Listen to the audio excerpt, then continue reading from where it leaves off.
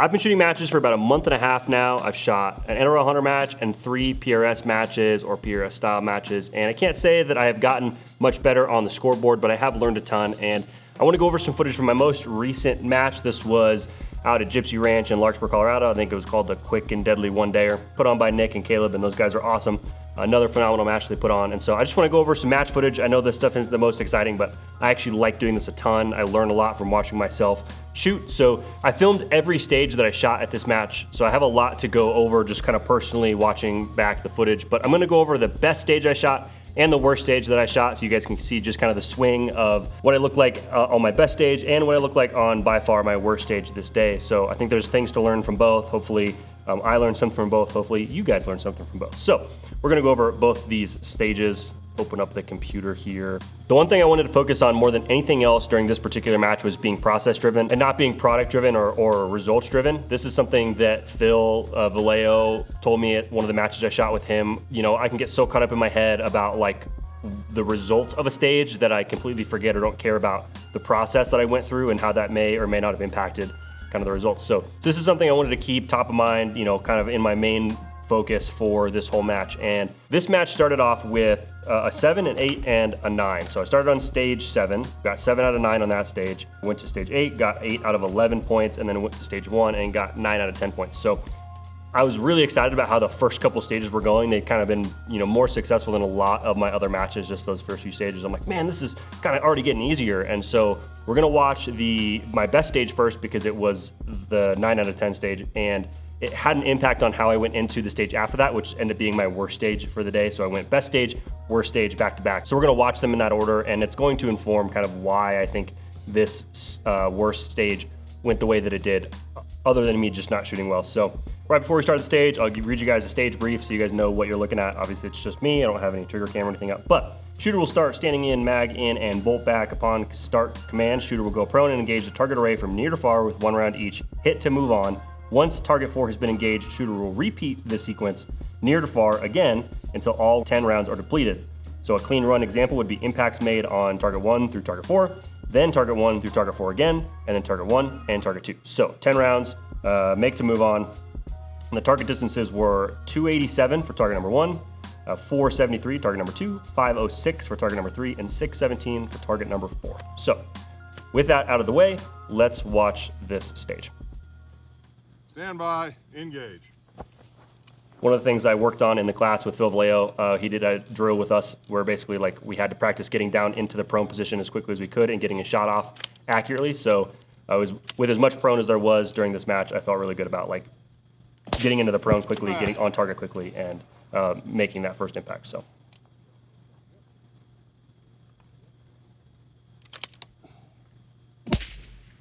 Impact.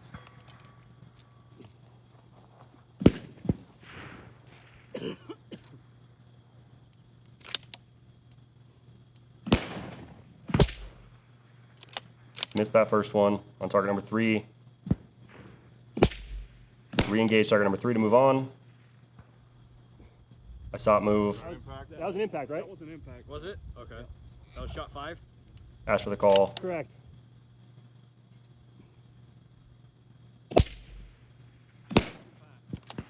Back to T1.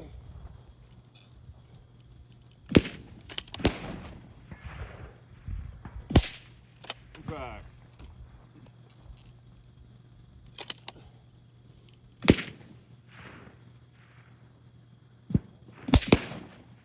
Impact.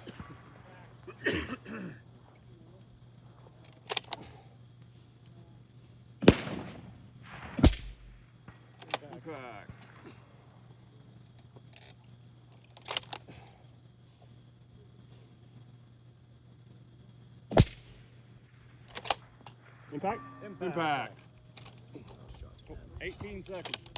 One more, right? I think you had one. That was You have one drop. You had one. So all. All right, 10 rounds, 1 miss, so I only got to shoot 9 targets.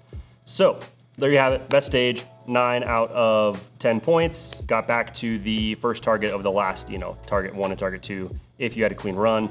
So One of the things I felt like I did well on this stage was manage my dope well. So originally my thought was to dial, and then I watched someone else shoot the stage before me and they didn't dial. His name was Jeff, dude's incredible shooter. And he just held. So he went really quick, and the people that were dialing typically didn't even get to all their shots because it took time to dial in between each one. So what I did is I got my elevation hold for the first target, the 287 target. I dialed that into the gun. So then on my arm board, I wrote the holdovers elevation for target 2, 3, and 4, assuming that once my gun was dialed to that first one, it was 0. So basically I kind of did the math of what each hold was subtracted from the first hold, so I had the amount of holdover I needed, and then I just used that and then held over in the gun and then took my shots that way. So that went really well actually, and it allowed me to move very quickly. And then the second thing I think I did well in this stage is the one miss that I did have, I was able to see it, so my recoil management was pretty decent. I was able to see the miss on that second shot on that target. I corrected for it, and then when I came back around to that third target in the second shot sequence, I remembered, okay, I missed this much on this target a couple seconds ago, so instead of just taking the original shot I took, I applied that same correction the second time around and ended up with an impact going all the way through. So those are the two things I think I did well in this stage. I think things I could have improved upon still was like not taking the time to build a better position in the prone with my shoulder. So there was a couple of times on this stage where my bag wasn't touching the buttstock of my rifle, and I was kind of like using my hand to like gap the distance. It worked out okay, which is awesome, but the reality is I think when you're compromising building a position, you're kind of flipping a coin, and it might be heads 3, 4, 5 times in a row, but the tails will come and catch up and the score will even. And so, well, I think it worked out okay in this particular stage that I was compromising building the position that I should have focused more on. In the future, I want to still again be process driven and be committed to building as good of positions as I can, because like I said, it's kind of flipping a coin where it'll work a couple times, and if those happen to string together, great, and you might have a good stage, but in the long run, it will even out, and I think it will hurt me more times than it will help me. So that's the best stage. Excited at how it went. I came off kind of on this high of like, oh shoot, I almost cleaned that stage, and and I was able to make the corrections I needed, and I was seeing what was happening, and I was really happy about that. Then we go to the next stage, stage number 4. And this stage was a little bit more complicated. Like I said, it was prone and then positional, so this was a positional stage. And I went into this stage maybe with a little bit of a big head, and I was like, oh, this is, I'm kind of getting better at this. This is great. And then it bit me in the ass. And so I will pull that one up here next, read the stage brief, and then we will just watch it, the slaughter unfold. So stage number 2, shooter will start behind the tittycade. I did not name it that, but that's what it's named. All gear in hand, mag in and bolt back. Upon start command, shooter will engage the prairie dog and then the wolf with 1 round each from 3 different positions off the barricade. Shooter will then go prone and engage the wolf with 1 round. Shooter will then go back to the tittycade and engage prairie dog and wolf with 2 additional positions, no repeating positions. So, here we go.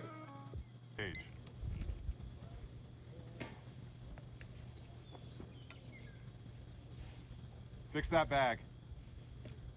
Oh, come on, Doug. Okay. Don't waste time.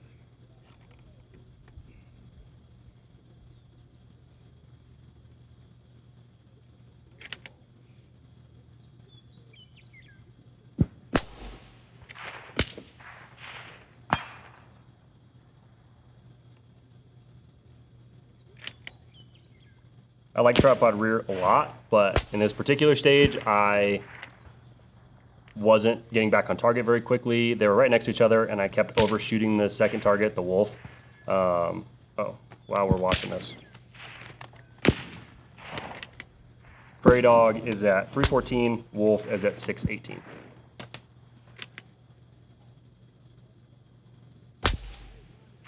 Back. Lock those knees. There you go. Get back. Save.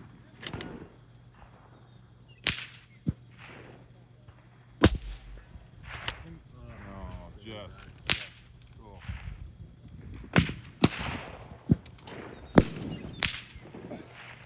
I didn't even bother grabbing my bag here, and it was a horrible idea. You can see my position, right? The buttstock of my rifle is almost touching the ground. I don't have a good rifle to shoulder connection. The recoil, you can watch the muzzle go up and not in to my shoulder. Just horrible.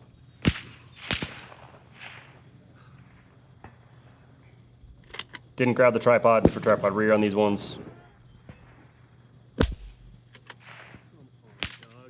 good. Take a breath. Time. And there's time. So, didn't go well, and it was frustrating because I just came off the stage where I did really well and went straight to this stage. I did apply the same dial the first, elevation, hold into the gun, and then just hold over for the second one because I only had 2 targets. I can't say that that particularly helped me or hurt me because I did kind of poorly overall, but I think where the bad stage came from was compromising positions, trying to move too quickly and think, well, I can do this, so I'm gonna try and push hard to get through the stage, and it just didn't go my way at all, and that is my fault. I'm not blaming any external factors here. So original plan was first 3 positions, tripod rear, moving right to left so that I could kind of pull the tripod along with me. Not sure what I was thinking, not taking the bag to the ground for the prone shot. I should have had more elevation in the bipod. With the bag, as you can see, and maybe I'll throw the picture up here, like the rifle is this way, my body's this way, and it wasn't a stable position. I didn't have a rear support, I was just using my hand, and I missed the shot. The wind wasn't that bad. That should have been a makeable shot in the prone, but because I was so focused on getting back up to the barricade, I just forgot about the process and focused on the results. So absolutely whiffed it. I went back up, grabbed the bag, just went for the front support position instead of the tripod rear like I was doing in the first 3 positions. That front supported position is still something that I'm working on, and sometimes it works out for me, sometimes it doesn't. And so I should have focused more on the prone shot and got that, easy point, that makeable point, and then either focus more time on building a good front supported position or pulling the tripod through again and doing tripod rear. So all in all, this match was a really fun match. I liked the alternating between prone and positional, and I have a ton of takeaways, even more still than what I already showed you guys. But that is kind of what I wanted to go over, and hopefully there's stuff for you guys to take away from in this little learning lesson here. There's definitely things, like I said multiple times, that I had to take away from not only these 2 stages, but all the rest of the stages as well. There's a lot of things we worked on, like tank traps was a really fun one, but shooting from the middle of the V part of the tank trap. There was a couple of prone stages. There was a stage with really, really tiny targets. And I say really, really tiny, they were still over an MOA. It was super challenging, and they were close targets too. So, you look at it, you're like, okay, they're small, but they're like at 300 yards, and they're like 3 inches at 300 yards. And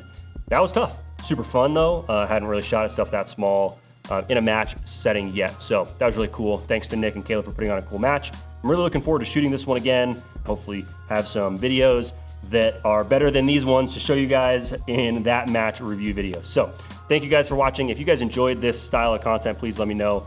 I really like doing it. I hope it helps at least one person. I feel like it helps me, and if it helps one other person, it will be worth doing, and I will do it again. So thank you for watching, and I will see you guys in the next video.